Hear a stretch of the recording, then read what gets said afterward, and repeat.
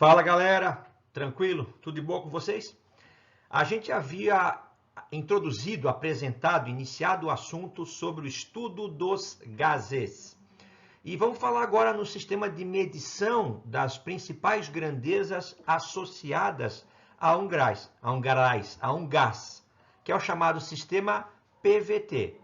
Lembrando que esse P ali é relativo à pressão exercida por um gás. Então a gente vai relembrar a definição do que é pressão, quais são as unidades de medida de pressão no sistema internacional ou no dia a dia que a gente mais trabalha quando o assunto é gás. O Vzinho do PVT ali é relativo ao volume, que a gente sabe que é o espaço ocupado pelo gás, ou na verdade é o espaço fornecido para que o gás ocupe, né? Porque o gás tem volume variável, ele pode ser comprimido ou pode ser expandido. E finalmente o T, que é relativo à temperatura. Tranquilo? Então, um gás ideal, ele vai ter essas grandezas variando entre si. Pressão com volume, com temperatura. Se eu aumento a pressão, eu diminuo o volume. Se eu aumento a temperatura, eu expando o gás. Se eu resfrio o gás, ele comprime e assim por diante. Se eu aumento a temperatura, eu aumento a pressão interna. Então, os gases podem sofrer transformações relacionadas entre essas três principais grandezas, que são o sistema PVT, ou seja, pressão, volume e temperatura. Vamos lá?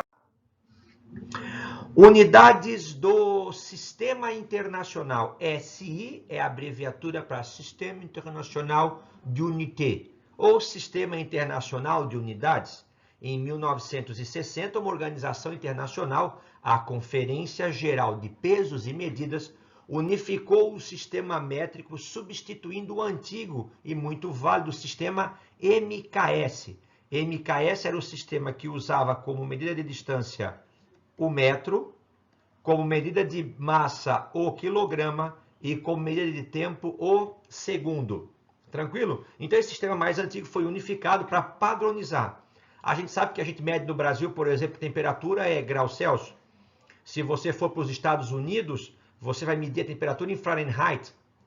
Então a gente pode medir a pressão em Pascal, em Torricelli, em Torr, em milímetros de mercúrio, em ATM. Então eu posso medir o volume em metro cúbico, centímetro cúbico, litro, decilitro.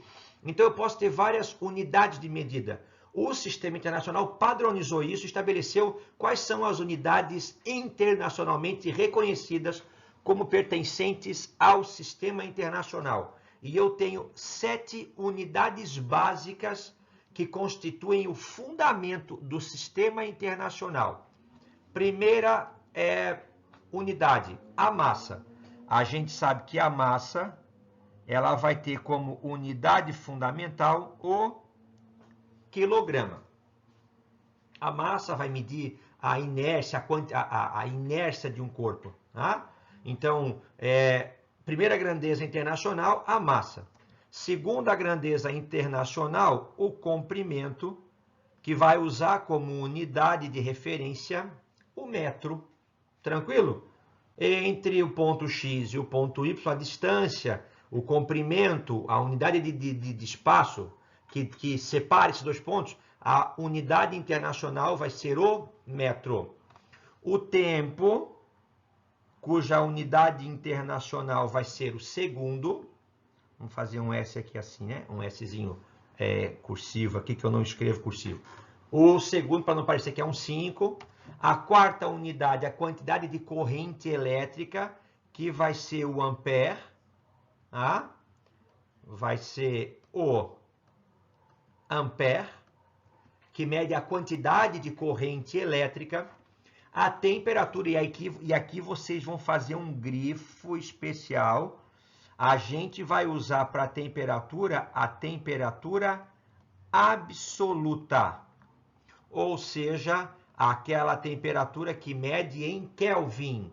Não vai ser o nosso grau Celsius aqui do Brasil, não vai ser o Fahrenheit dos Estados Unidos, da Inglaterra, vai ser a unidade que tem o zero absoluto, a temperatura absoluta que é medida em Kelvin.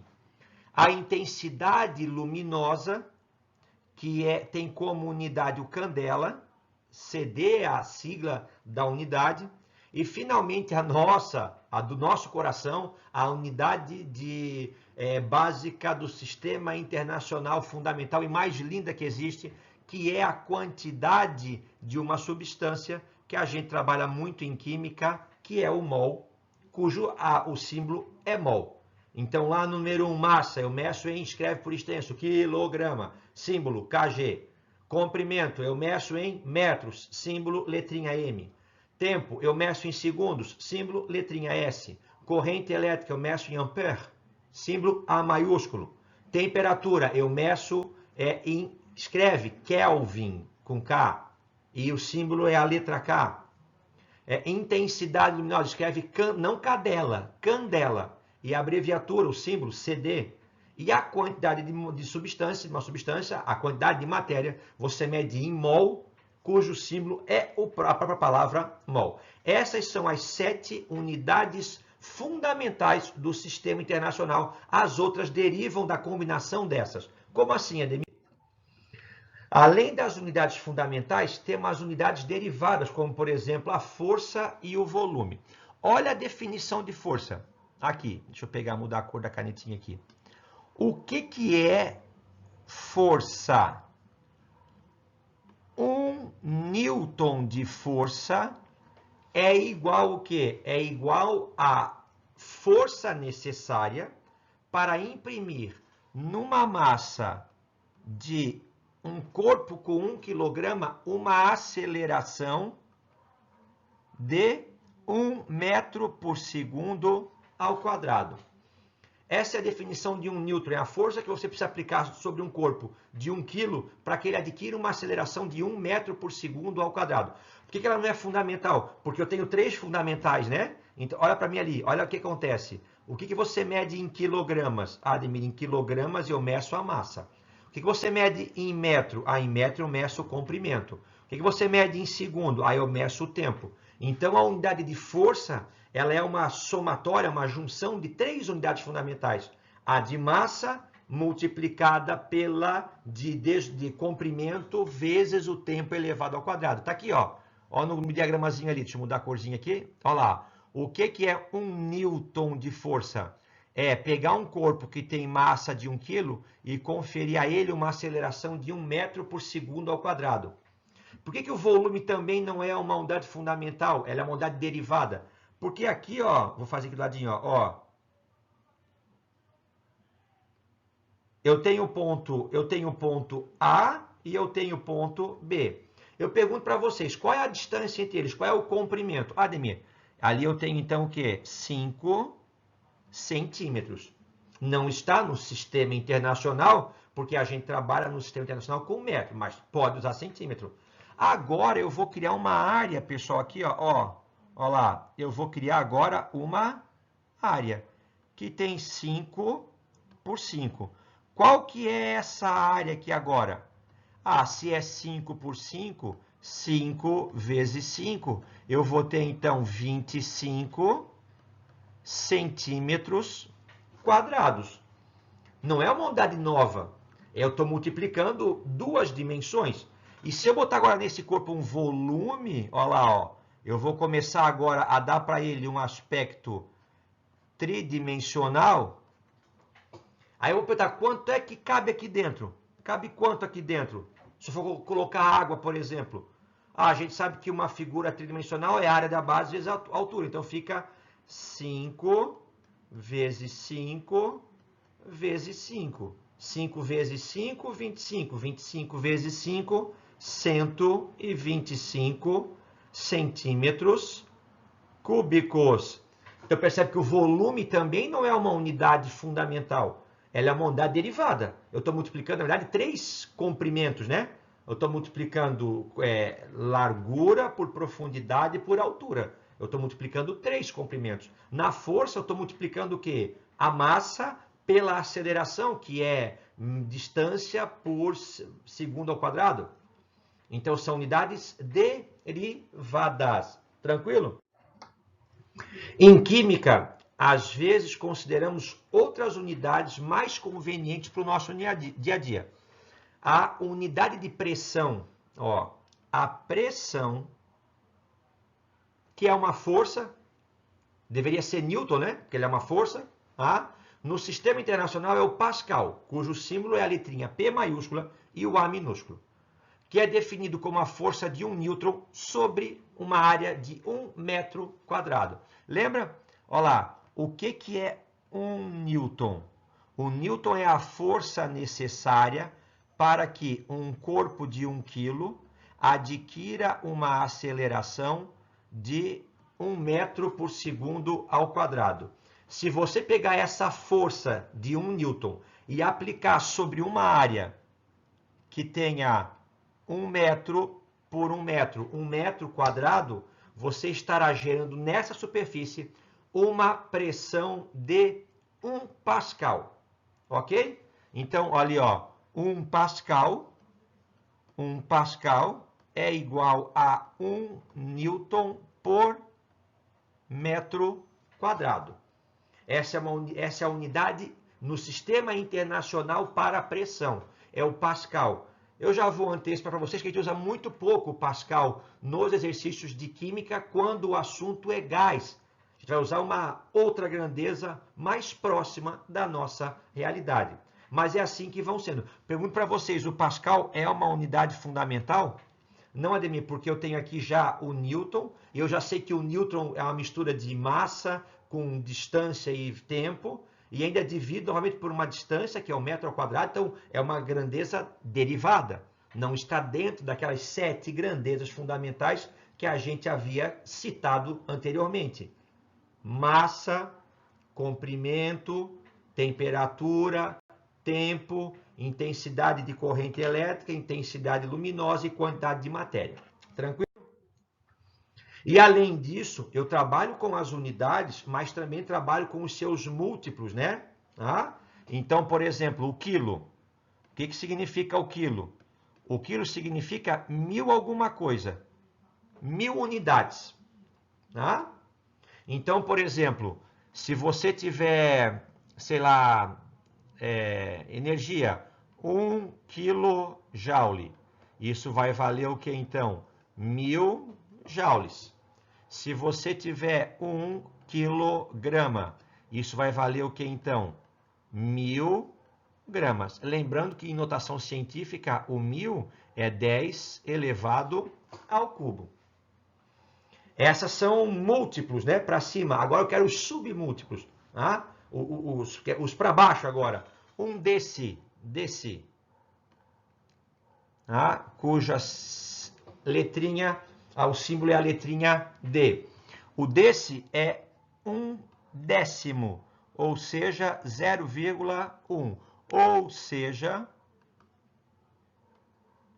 10 na menos 1.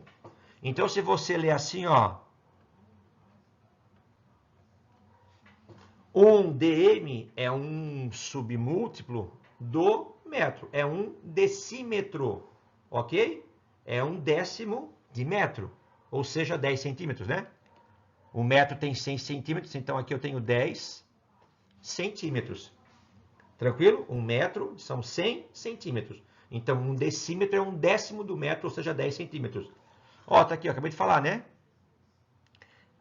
Símbolo letrinha C, 1 cent é 1 centésimo, que é 0,01, que é o famoso 10 na menos 2. Então, 100 centímetro equivale a 0,01 metro. Tranquilo? É um centésimo de 1 metro. Sei lá, 1 miliwatt. Vamos ver assim, letrinha, vamos mudar aqui a cor. Mili, Mzinho minúsculo. Então, se você trabalhar com física, com eletricidade, você pode encontrar, por exemplo, assim, ó, miliwatt. Mili é a milésima parte, né? É 1, 2, 3. Ou seja, é 10 na menos 3. Então, 10 na menos... Então, 1 miliwatt equivale a 0,123 watts. É a milésima parte. Vamos mais para baixo ainda, para números cada vez menores. Vamos para o micro, cuja o símbolo é a letrinha Mi. Então, um micrômetro, então é 1 dividido por 1 milhão. Olha lá. É 10 na menos 6. O prefixo, um microwatt, um microjoule, um microquilo. Um micro é uma unidade de submúltipla que representa 1 dividido por 1 milhão. É 10 a menos 6. Então, 1 micrômetro equivale a 10 na menos 6 metros. E lá embaixo ainda o nanômetro, cujo símbolo é a letrinha N. Então, se você botar, esses dispositivos são da escala nanométrica. Nanométrica é no bilhão. 1, 2, 3, 4, 5, 6, 7, 8, 9. Aqui, então, eu tenho 10 na menos 9. Olha lá, 1 milhão, 1.000, milhão, 1 bilhão. Então, 1 nanômetro equivale a 10 na menos 9 metros. Então, você tem que estar familiarizado com essas unidades de conversão, essas unidades de escala. Observando o comportamento de um gás ideal. Já havíamos comentado o que era um gás ideal. É aquele gás que tem comportamento perfeito, expande ao máximo, contrai ao máximo, não há interação entre as suas moléculas, ocupam todo o espaço perfeito, sofrem colisões perfeitamente elásticas, não perdem energia quando colidem entre si ou quando colidem contra a parede do recipiente que os contém. Comportamento ideal. Esse gás só vai ser ideal ou só vai se comportar de maneira ideal se ele estiver submetido a baixíssimas pressões e geralmente em temperaturas elevadas. Ou seja, bastante energia cinética e pouca pressão sobre ele, aí ele vai se comportar como um gás ideal. O volume de um gás. Na verdade, o volume do gás, por exemplo, aqui dentro do balão, olha lá, pessoal, aqui dentro tem um gás, aqui dentro tem um gás e aqui dentro tem um gás. Aqui dentro desse extintor de incêndio também tem gás e dentro de um desodorante também tem gás. O volume que esse gás vai ocupar depende do tamanho do recipiente, porque o gás ele tem expansibilidade. Então, se você soltar um gás no recipiente, no recinto, ele vai se comportando como um gás ideal, ele vai se expandir por todo o ambiente necessário. Então, a gente viu, por exemplo, que a unidade de comprimento internacional é 1 metro. Aí, então, se eu multiplicar metro por metro por metro, eu vou ter 1 metro cúbico. Só que isso aqui é muito grande para a gente. Ele trabalha com isso aqui, né? Então, por exemplo, 1 metro cúbico equivale a 1000. Opa! Aqui não é sistema internacional, mas é muito usado pela gente. Quanto que é 1 litro? Quanto que é 1 litro? A determinação anterior era de que 1 litro era 1 quilo de água a 3, alguma coisa graus Celsius, que dá muito próximo do que é a definição. Se você pegar, por exemplo, eu vou pegar um cubinho aqui embaixo, pessoal. Olha lá, vou fazer um cubo. Aqui eu tenho 10 centímetros, aqui eu tenho 10 centímetros e aqui eu tenho 10 centímetros. 10 centímetros é 1 decímetro. 10 centímetros é 1 decímetro. Novamente, 10 centímetros é 1. Então, aqui eu tenho 1 decímetro cúbico. Em 1 decímetro cúbico vai caber exatamente 1 litro. E 1 litro de água é 1 quilo. Por isso que era a regra anterior ainda é válida. É a mesma prática, é a mesma coisa. Então, o que é 1 litro? O litro é o espaço ocupado por um cubo que tenha aresta igual a 1 decímetro, ou seja, 10 centímetros.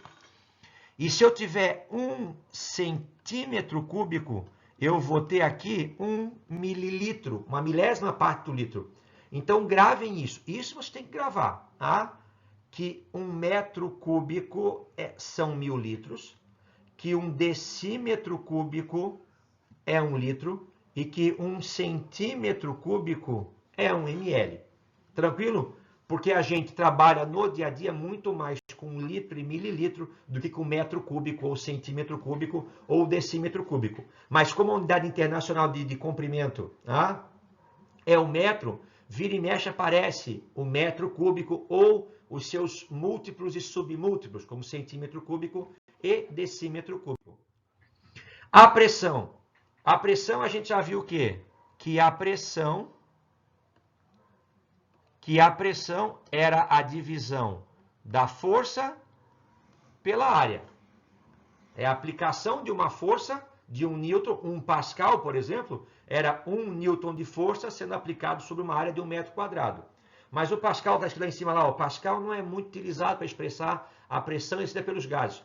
Utilizamos mais a atmosfera padrão, que é o ATM, que equivale a 760 milímetros de mercúrio.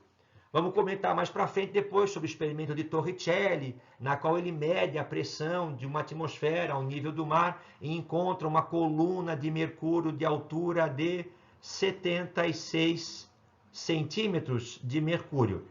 Esse aqui, então eu tenho aqui o chamado 760 Tor, de Torricelli. Então 1 milímetro de mercúrio é um Torricelli, uma atmosfera padrão, um ATM é 760 milímetros de mercúrio. Mas você pode perceber aqui, ó. Então eu tenho aqui o Pascal,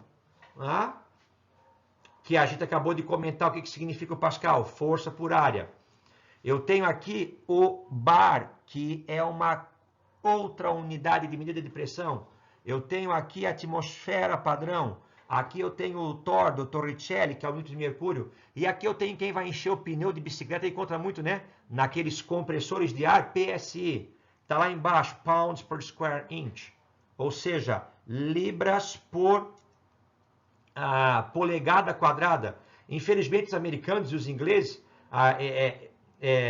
usam libra, usam Fahrenheit, usam polegada, usam milha, ou seja, não usam grande parte das unidades do sistema internacional. Então é muito comum você ver, por exemplo, num pneu de automóvel, de bicicleta, quanto que você pode colocar, quantos PSI você pode colocar. PSI é pounds per square inch, ou seja, libras por polegada quadrada. E aí você pode fazer, o que mais me interessa, pessoal, é isso aqui, ó. O que eu mais quero de vocês é isso aqui, ó. Que uma atmosfera padrão, um ATM, equivale à pressão de 760 milímetros de mercúrio. No experimento de Torricelli, um italiano, voltaremos a falar desse experimento posteriormente. E finalmente, a temperatura, que é a medida da energia cinética média das partículas de um corpo. Quanto maior a temperatura, mais agitadas estarão as moléculas, ou seja, essa energia do movimento das moléculas é a temperatura. A energia é o calor. O calor é a energia que é transferida de um corpo mais quente para outro mais frio, e quando esse corpo absorve essa energia, ela tem como consequência, nem sempre, mas geralmente, de causar uma maior agitação das moléculas desse corpo que está absorvendo essa energia. Isso eu chamo de temperatura. Então, calor é a energia térmica em trânsito. Então, se você tem um corpo mais quente e um corpo mais frio, o corpo mais quente transfere energia para o corpo mais frio. Se você pudesse olhar para a molécula do mais frio, estava assim, ó. De repente ele começou a chacoalhar mais rápido, a vibrar mais intensamente. Alguma energia fez ele aumentar esse grau de agitação. Essa energia é o calor. O grau de agitação é a temperatura. A gente usa aqui no Brasil, hoje está muito quente, hoje está, vamos dizer aqui, e no inverno aqui em Itajaí, esse inverno, deu o mais frio, 7 graus Celsius. Mas já teve alguns dias agora, que está começando já a pipocar o calor, já teve de 33 graus Celsius a temperatura. Tá? Só que a gente não vai fazer nenhum cálculo que envolva gases usando a temperatura em graus Celsius. Eu quero que vocês façam todos os cálculos em Kelvin, que é a temperatura absoluta. É nela que eu encontro a temperatura menor que possa existir no universo conhecido. Como é que eu faço a conversão? Basta eu fazer o quê? Basta eu pegar a temperatura em graus Celsius e somar 273.